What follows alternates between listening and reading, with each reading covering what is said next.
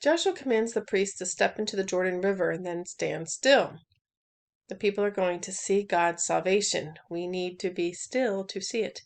When we're running around like chickens with our heads cut off, we miss it. We miss out seeing God's salvation. We need to be still and let Him show off. The Lord is going to stop the river. The water is going to pile up in a heap.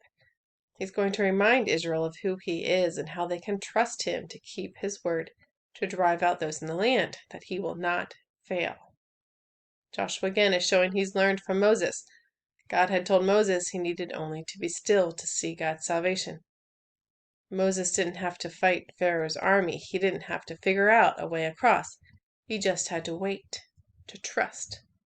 Trust that he didn't have to play God and figure it out and make it happen. When are we to be still, and when are we to act? We are always to be at rest. If our acting is motivated by our lack of rest and trust in God to pull through with the wind, then it's not the time to act.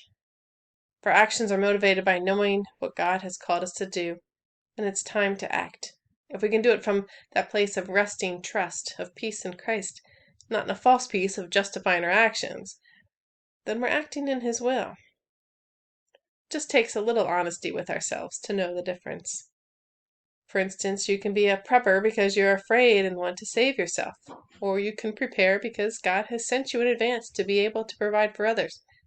The end result may look exactly the same on the outside, but only one will lead to lasting deliverance. God sees the heart. The priests had to be still while all the Israelites were passing through.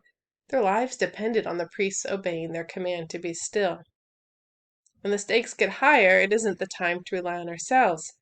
It's even more imperative we trust and wait. Watch and obey.